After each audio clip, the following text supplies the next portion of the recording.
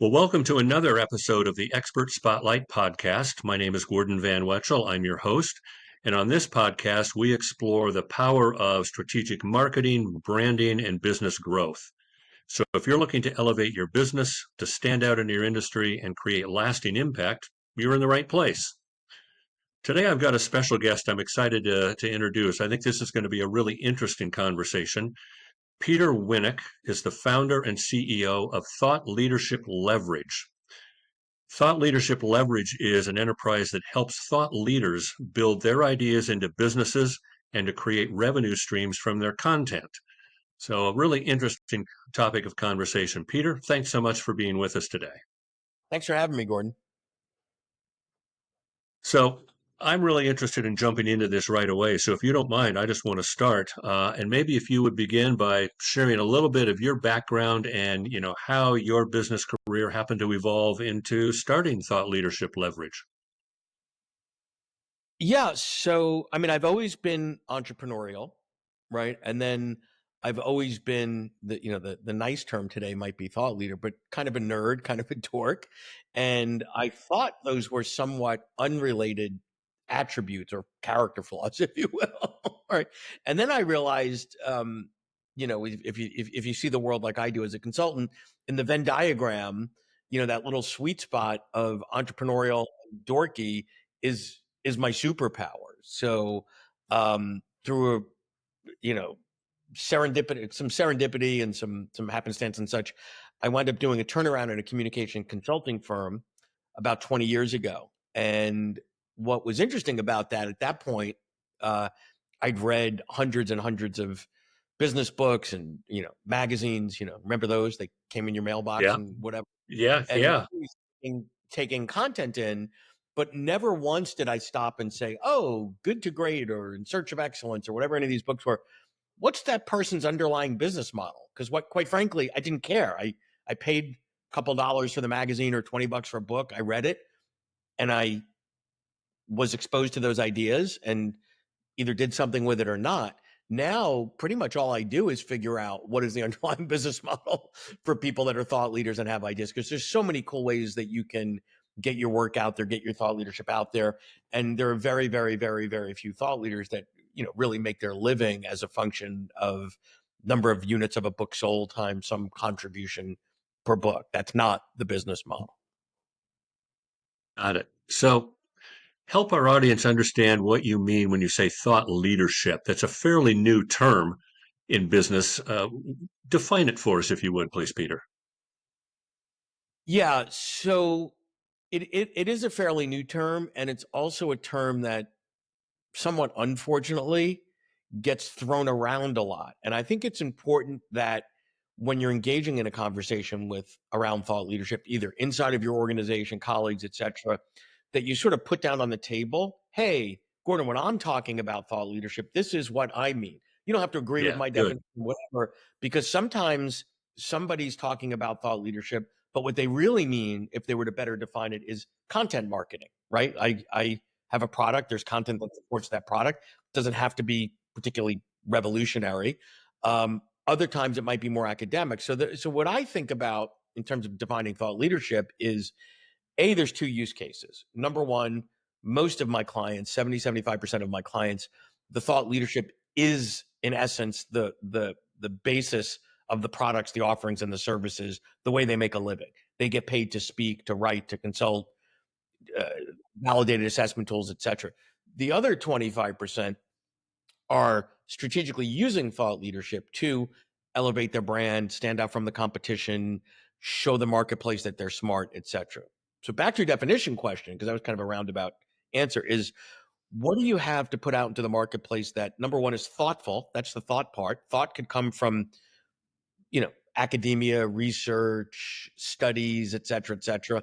Thought could come from life experience. Hey, I was the CEO at company X or a leader in the pharmaceutical bit or whatever. Here's why I think about this. And because of where I come from, my thoughts are ones that might be more useful to you. than someone who isn't in that field or doesn't have the perspective I do or whatever. And then thoughts could also come from, your life experiences, right? Maybe you're a consultant advisor, et cetera, or you're sitting on the border of two functions, two disciplines, and you're like, oh wait, marketing people think like this, but supply chain people think like this. I've been on both of those, so I'm integrating some of the thinking on both sides. So I have a unique piece. The second part of the definition is leadership.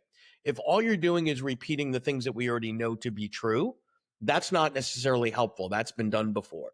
So leadership is where you have the courage and the guts to add your nuggets to the conversation, right? So what is it that you're adding to the discipline? What is it adding to the conversation? And by the way, not everybody has to agree with you. That's all fine and dandy. It's not a popularity contest, but you might say, the little bit I'm adding to this is this. Now, some people's addition is radical, transformative, etc. Some is incremental. I don't know that one's better than the other, but as long as you're adding to the overall pie, if you will, and making it bigger, making it better, then that's a good litmus test. As I was reviewing your website, I was trying to think of people that I may have read or met over the years that would be considered thought leaders. So your definition is helpful. I think of somebody like Keith Cunningham, whose book, The Road Less Stupid, I thought was just brilliant. And again, as I think about it, he didn't teach us anything dramatically new. He just taught us a way to incorporate it into our day-to-day pattern of management as business owners. So I don't know if that really qualifies as thought leadership or just sharing his experience in a profound way that at least impacted me. Whether it's universally applicable or not, who knows? Yeah. Then you look at Well, a guy like Vanderchuck and his particular style of sharing his marketing experience. Again, is that thought leadership? yeah. So Vaynerchuk is interesting in that there are nuggets of thought, in my opinion, right? Nuggets of thought leadership in what he's got, right? But a lot of it is part of his brand, which is crap, and not class, loud, contrarian, in your face, and his target market is young men in their 20s and 30s for the most part with the side hustle and all, and that's all fine and dandy. The level of originality on some of that stuff, not so much, but he does have a fair amount of original ideas and such. Yeah, he's got an interesting way of applying what his experience and his knowledge are. But I agree with you, that is his target market, which kind of brings me to the next question. Who's your target market, Peter? When you go out to find new clients to work with, who are you talking to?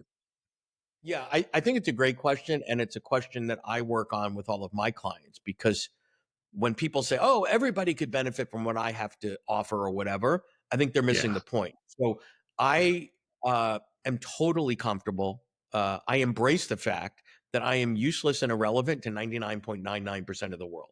That's a beautiful thing. And the reason it's a beautiful thing is just that 0.01%, if it's even that I can be helpful for, that's all I focus on all day, every day. Right. So my clients are nonfiction business authors, some academics, keynote speakers, thought leaders, small to mid-size consultancies and agencies, and then a fair number of founders, CEOs, senior executives at public and privately traded firms, as well as people that own the thought leadership function inside of their typically large entity, Fortune 1000, high tech, financial services, et cetera. And if they're not in that space, um, that's okay. I'm not your person, right? sure. So tell me a little bit about your secret sauce. What is it that you do that really helps these people that you've just defined? What do you Yeah. bring to the table for them? So I think there's two things. I've earned the gray hair. So the fact that the practice of thought leadership is quite lonely, right? So if you're standing on the soccer field on a Saturday morning, watching your kid's game, you're standing there, who are you talking to? Well, there's that guy over there's an accountant, that lady over there's an attorney, and someone over there's a cop. And okay, I get it. So if I'm a cop or an attorney or fireman, whatever, I could talk shop with those people. There aren't that many people that identify in the sidelines of a soccer game as, hey, I'm a published author and a thought leader. So it is lonely. And oftentimes they don't realize there are so many others out there that are trying to do what they're trying to do, right? So to me, the secret sauce, to answer your question, Gordon, is all day, every day, we start with strategy, because most thought leaders are operating either without a strategy, an antiquated strategy, a broken strategy. Why? Because it's not a career that is as deliberate or logical or linear as most, right? So if you wanted to Hmm. be an orthodontist or a CPA, there's a path that you follow. I can't wake up one day today at 57 years old and say, you know what, I think I'll be an orthodontist tomorrow. I'm going to put up a sign in front of my office and say, Peter the orthodontist, and maybe I'll do some SEO. And then, golly gee, people come in and then I'll figure out that whole straightening out your teeth thing. Doesn't work like that, right? In thought leadership, for many, it kind of does. It's this accidental, things that happen, and sometimes it's deliberate, but more often than not, it's wasn't the path that they chose. It sort of chose them, or a couple of opportunities happened, and it's like, wow, I never realized I'm a great keynote speaker, or that my style is such that engages people in such a way, or whatever the case is. So it almost sounds like some of the people you work with kind of fall into thought leadership almost by serendipity, the synergy of all of their experiences, and something happens that, oh, here's a whole new opportunity. Yeah, it's that, or they're trying it and they're going to follow the path that they think others before them have followed, without realizing that a lot of what successful thought leaders do, what you see and how they got there, are two different things. Yeah, that makes sense. You have a really interesting white paper on your website. It talks about the four elements of thought leadership. And obviously, we don't have enough time to go into depth in each of them, but just quickly share with our audience what those four elements are and kind of how they work together. I thought that was a very interesting white paper. Yeah, I mean, the reason that we came up with the four elements model, and I'm just pulling it up so I don't screw up some of the language, because I have a tendency to to do that if I don't have it in front of me, is it's a framework, right? So what happens is, we're not making this stuff up as we go along. There are models and methods and frameworks and such that we have developed over the years that we find are helpful to give to others and expose to other thought leaders, so that they can realize that what they've got, there's a method and a methodology here. So the four elements of thought leadership are, first, it starts with ideas, right? And an idea uh, could be a couple of sentences. It doesn't need to be a dissertation. What are the couple of ideas that you've got? Then those ideas get moved into content, right? So you've got to do something with those ideas. How do I choose to, what is the modality I want to put them in? Do I want to put them into videos? Do I want to write articles? Do I want to use visuals, whatever the case may be? And then, a subset of the content becomes an offering, a product, a solution. An offering might have a price tag of a lot of money or no money, but that's the way I'm packaging and positioning and selling it. And then ultimately, all that needs to sit under what we call the platform, right? So the platform is where the ideas sit under, the offerings sit under, the solutions sit under.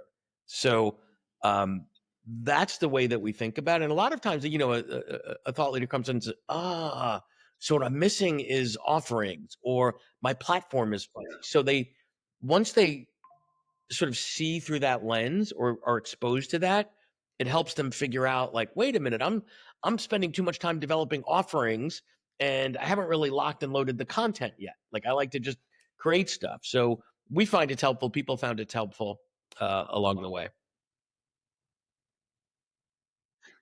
So when you interact with these thought leaders, you're really helping them codify what it is they have and defining how they might take it to market or use it within their own business or create a business.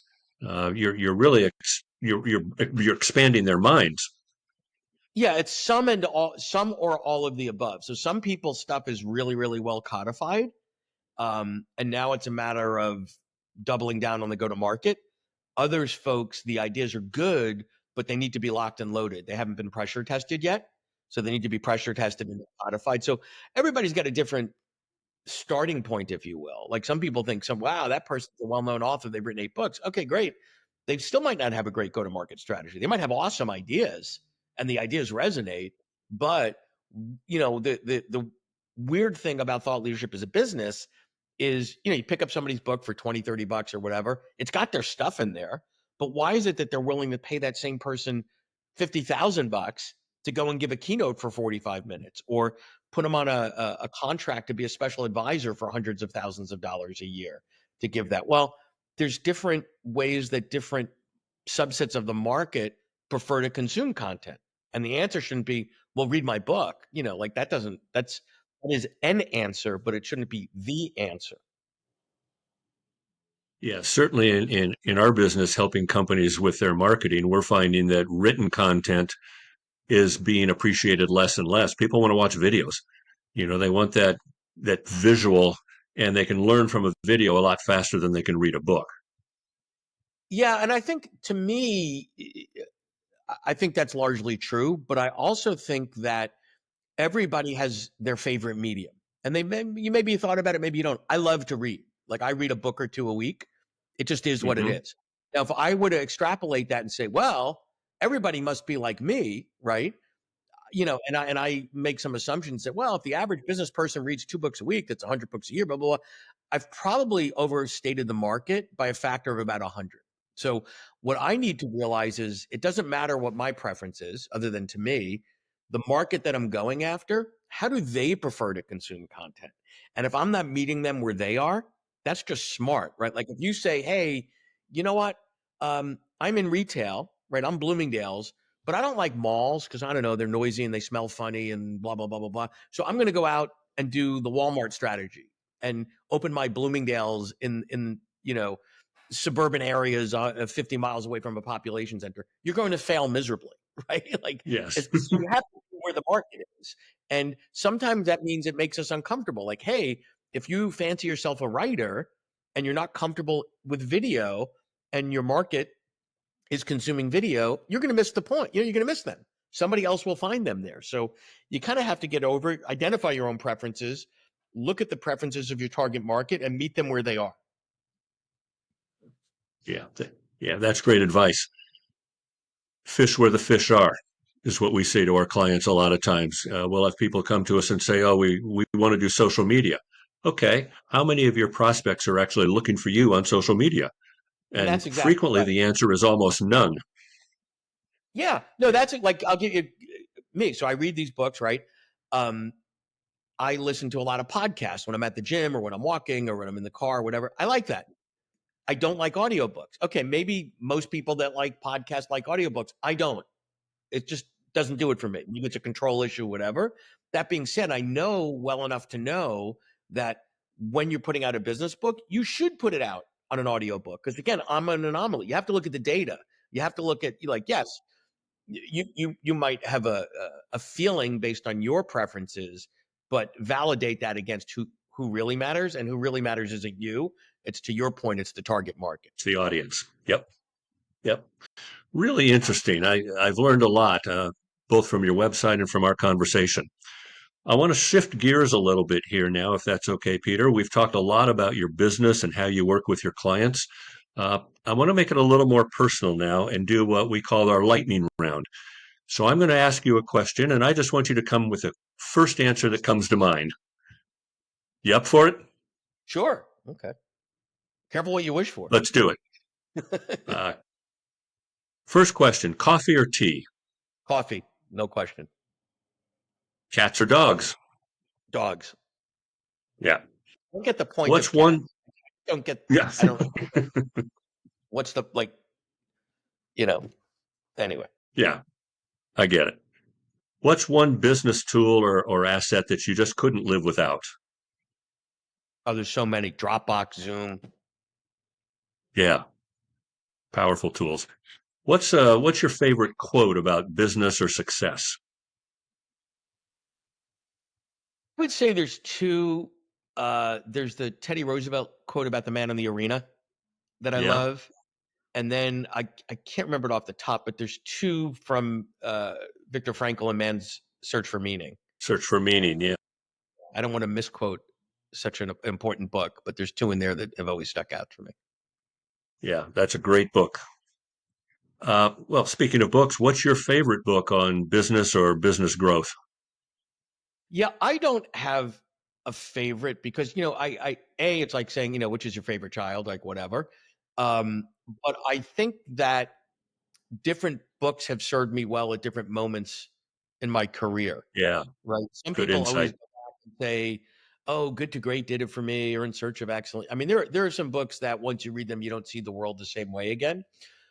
But then I think there are other books that you don't realize the impact they've had on your uh, style, your way of managing risk, whatever.